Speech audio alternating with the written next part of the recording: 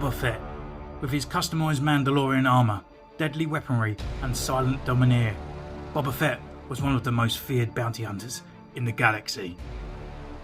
Hello and welcome to Centurion's Corner, and today we are reviewing from Star Wars Return of the Jedi, Boba Fett. Now this guy got confirmed last year, and since then we've only seen this guy in CGI. I don't think there's actually been an official Hasbro released picture of the actual figure itself. It's just always been a kind of concept art of it. So all the pre-orders and everything going out there, we really had to just kind of bite the bullet, I suppose, in a way. But actually looking at the packaging, he actually looks superb. Whether it's worth a deluxe, I don't know, with all these extra accessories, which is a gun ×2, just snaps in half with these other flame effects and stuff. But actually he does look really good. So what we could do, we just go through, make quite an in-depth review of him as well, and also compare him with the other Boba Fett that we've had, and also my custom Return of the Jedi Boba Fett. So here he is, all transcended in that nice green. That is a representation of Return of the Jedi. On the side we've got Boba Fett here, with Boba Fett just written at the bottom, just down there.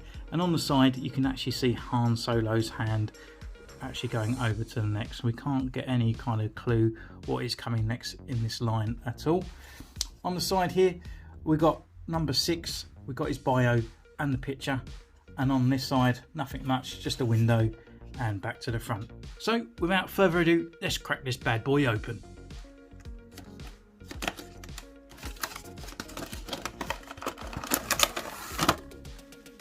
So here he is in his blister pack. We actually get a nice look at that jetpack there, and actually it's in 2 halves, which is pretty cool. So we can actually fire that rocket, and for those people that like making customs, this might be a good way to go to make the Mandalorian Boba Fett. So what we're going to do, we're just going to take him out of his blister pack and get our first impressions. Just don't want to break that aerial.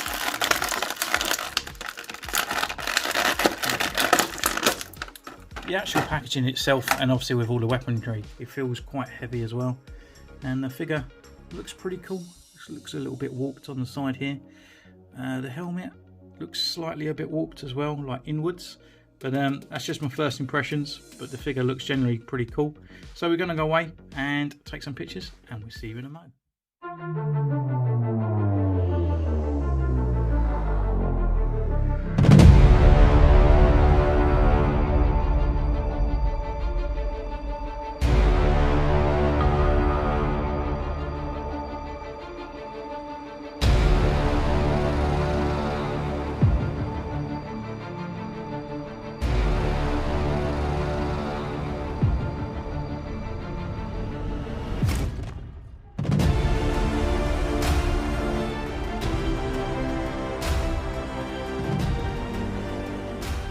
So, welcome back, and here he is in all his glory. I must admit, taking his photos, his articulation is a dream come true compared to the old Boba Fett. So he's definitely a plus in that way.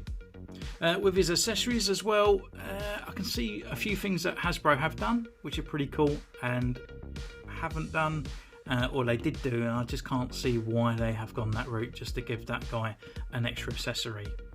This guy cost me £30 as well in the UK from In Demand Toys, and I think they're waiting for extra shipments, and I think it's kind of like that for most companies as well. So if you haven't pre-ordered, you may be in luck at the time of recording.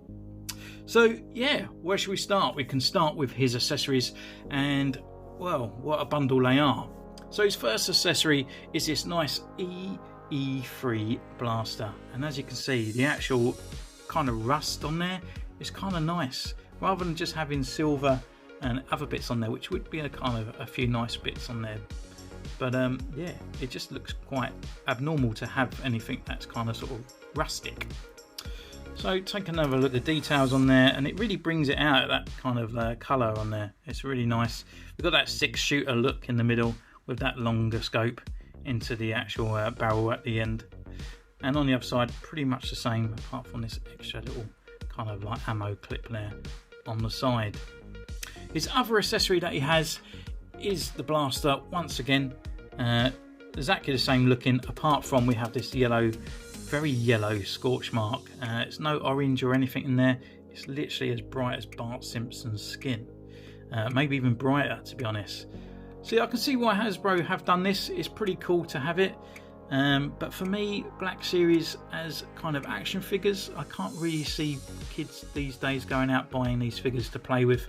Maybe that's me, but I feel like these are aimed more at an older audience, especially with the packaging and all that match up and stuff like that, so they know who their sort of clientele is. I just find with this, if you're going to cut it in half, it would be nice if it kind of sort of like had a hinge, so it kind of looked like we could have it busted to take a picture. It would be very easy to do that. Otherwise, you're going to be photoshopping this pin out and this barrel over this side and stuff like that to actually take photos with. So it is a bit of a strange gimmick, in my opinion, for a figure like this. The other accessory he comes with is the sort of grappling hook. Let me take a closer look before I put it on the figure. So we've got the red, the same as the gauntlet on his hand, into this sort of very kind of strange rope. It's a bit of a strange length, to be honest. If we're going to loop it right around, it doesn't leave much kind of room there to actually put Luke Skywalker in. It'd be like super close to him because obviously his hand would just be there. I kind of would rather it to be an actual sort of static bit of plastic, so when we are taking photos or action shots, we can have the grappling hook coming towards the screen or something like that. It just seems weird and it's always going to be a bit limp. So actually placing it onto the figure, I have noticed that once I've taken it off, it doesn't really fit very well on there. It's very loose. So again, if we're going to be posing it, it's going to fall off quite easily and be quite annoying. It kind of reminds me of more of a He-Man accessory than a Black Series accessory, to be honest. His other accessories that he comes with, so looking at his gauntlets at the moment, we actually got this kind of section here, which is his flame part, and we can actually pop this part off, or pop it on, shall we say, and it just fits quite nicely just over the top of that plastic part, and we've got that flame effect there, which kind of exactly the same looking as the flame effect that we got with the Incinerator Trooper from the Mandalorian, and but it fits on there pretty good, and they're good for action shots and whatnot. And his other accessory, I suppose, that he comes with are these two little flame effects on the side here, and they do fit into the jetpack exhaust pipes there and there, and yeah, again, pretty cool to have, you know, from taking obviously those pictures again, and yeah, looks pretty cool. On the actual jetpack as well, these are movable and they do rotate as well. And obviously his last accessory, as we can look at, is the jetpack with that nice blue, that multicolour Return of the Jedi look with the orange and the silver sort of scratches and all that on there. It's painted really nicely. The only thing I do say, moving the figure around a lot, the actual jetpack does fall out quite a lot. It's not as kind of nice sort of secured as the last jetpacks that we have had. With the actual flame effects as well, I did think it might be handy for people that might want to know, but with the Mandalorian figure, we also got the peg holes at the bottom here. They're actually too big to fit in there. They might do it a push, or maybe a little bit of a trim up the top there. They do feel a little bit hard sometimes to push into Boba Fett himself, so it might not affect it too much, but as straight from out of the packet, they do not fit. And the last part of the accessories is this little rocket part on the top, which obviously just pops out like a peg, so it gives you both looks of the jetpack with and without. So going in next would be looking at his articulation, and this is where the figure really comes to life. So we just take off this jetpack here so we can get his full range. So looking at the top, his head got left, right. We actually got an upper movement sort of swagger there, and also we have got lower neck movement down the bottom. On the shoulders, his arms can come up this far, and it's not hindered by this because this is made of a nice vinyl plastic. There is a full rotation there, but obviously then it is hindered by these kind of shoulder pads. We have got a butterfly hinge inside there. And down here, just at this kind of flat part here, we actually have got a rotation just inside there, and then we have a rotation as well at the elbow, so it's there and here, and then we got a rotation here at the gauntlet as well, and then we go further down, we've got a rotation at the wrist and obviously on the hinge. So we've got 3 rotations just there in the arm. We've got the rotation here at the waist. You can look down this far and look back this far. Leg wise, they can come up here, which is pretty cool because we always had this kind of hindered with our legs with the other Boba Fett. Legs forward, legs back, rotation here. We've got the single jointed knee, which comes up just this far, and we've got a rotation here and at the pivot at the ankle.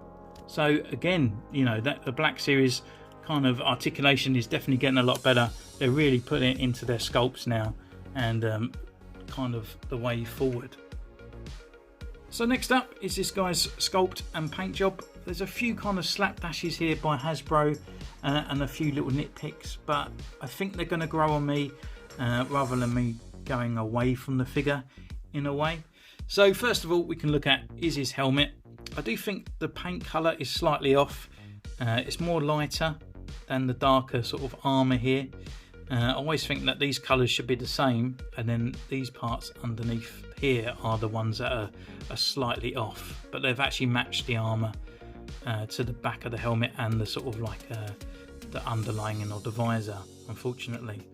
But I've had to look at a few reference pictures to make sure I'm wrong, but I can see why they've done that route, but it's definitely off. They need to start talking to some cosplayers really, rather than going by reference, in my opinion.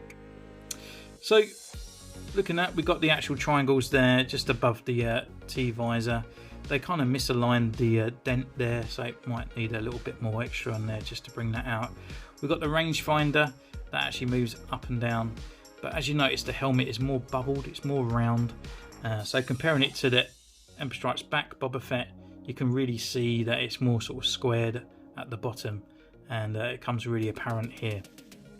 I can see why they've done that, because the reason being is actually, again, they've actually included a clone head underneath there, and it is a bald head.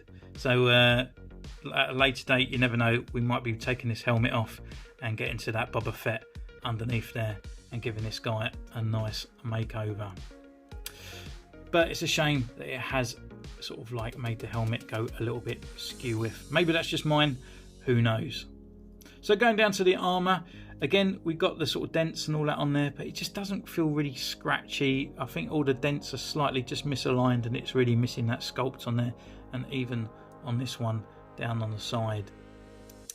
On the back, we have got the cape, and it's just done in a sort of rubber kind of plastic. Not too sure what I think of that. I don't really use it on the Empire Strikes Back one with the other kind of cloth cape, so I do think it's probably the better option doing the plastic cape, to be honest. On the arms, we've got the Bantha skull, and on this side just a few scuffs. We've got the Wookiee braids on there, which are just roughly painted, just a kind of off colours on there. We've got the belt with a few sculpts and a few sort of like clips and other parts. On this side, we've got the pouches. On the back, we've got these other bits around here, which is quite funny because the bootleg ones never had these painted on the previous one, but the actual official one did, but they've just missed it completely on their new figure. Up here as well, these could do with a few extra paints and maybe a few scratches on the back, but we're not seeing it because he's always going to have his jetpack. On the side here, we've got the ropes, kind of like the sort of ducts to bring the fuel through into his gauntlets. Bit of a strange colour again, because it's exactly the same colour matching as the Wookiee braid, so it does look a bit off. So maybe with a extra different colour on there or something at a later date, it might actually bring it out a little bit better. The gauntlets themselves are actually painted really nicely. We've got the silver parts all painted, and obviously the dents and scratches all over the gauntlets. We've got the gold kind of dart part up the top, pretty cool. They haven't painted these parts, maybe due to the fact that we're going to be putting on the flame effect. It might rub off the paint, so they decided not to, but it would be quite cool to see these parts here in silver as well. Leg wise, this is kind of where he kind of sort of blands out a little bit. he does need a little bit of scruff. He needs a bit of a black wash or a little bit of weathering or something there. He does look a little bit washed out when it comes down to his legs.